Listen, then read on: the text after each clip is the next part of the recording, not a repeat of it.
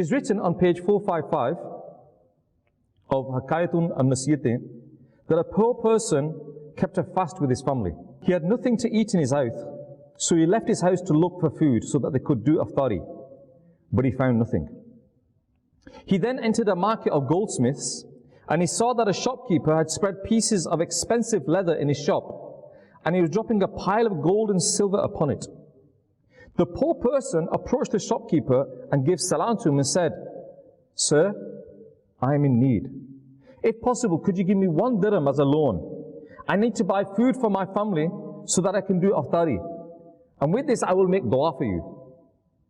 Hearing this, the shopkeeper turned his face away and did not give anything to the poor person. This obviously hurt the poor person, and his tears began to flow. He was returning from the shop when a non-Muslim neighbor saw him. He came out from his shop, approached the poor person and said to him, "I was watching you speak about something to my neighbor, the goldsmith." The poor person replied, "Yes, I asked him for a loan of 1 dirham so that I could arrange Iftari for my family. But he sent me back empty-handed, and I even said to him that I will make dua for you in your favor." Allahu Akbar. Hearing this, the non-Muslim gave 10 dirhams to the poor person.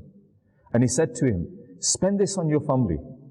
And the poor person, now he only needed 1 dirham. Now he's got 10 dirhams. He came home and he was happy.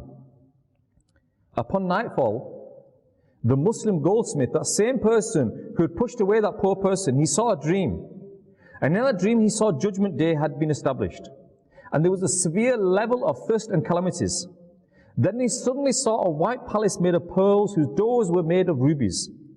He raised his head and he asked, "O owner of the palace, please give me some water to drink." Allahu Akbar.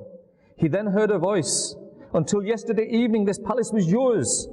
But when you broke the heart of that poor person and you gave him nothing, your name was erased and this palace has been transferred to your non-Muslim neighbor who fulfilled the need of that poor person and gave him 10 dirhams. Allahu Akbar. After waking up, the goldsmith approached his non-Muslim neighbor and said to him, you are my neighbor.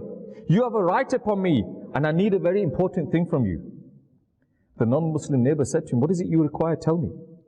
He replied, "Give me the reward of the 10 dirhams that you gave yesterday to that poor person, and in exchange I will give you 100 dirhams. Allahu Akbar. Non-Muslim neighbor, he said, "I swear by Allah Azza wa Jal, I will not give you the reward in return for 100,000 dinars. Rather, even if you desire to enter the door of the palace which you saw in your dream last night, I will not even give you permission for that as well." The Muslim goldsmith, he was surprised and shocked, and he said, "How did you find out about this secret?" The non-Muslim replied, "I was informed of this by that being who says, 'Be' to anything and it is. And I bear witness that there is none worthy of worship except Allah Azza wa Jal, and I also bear witness that Muhammad sallallahu alaihi wasallam is the bondsman and his messenger."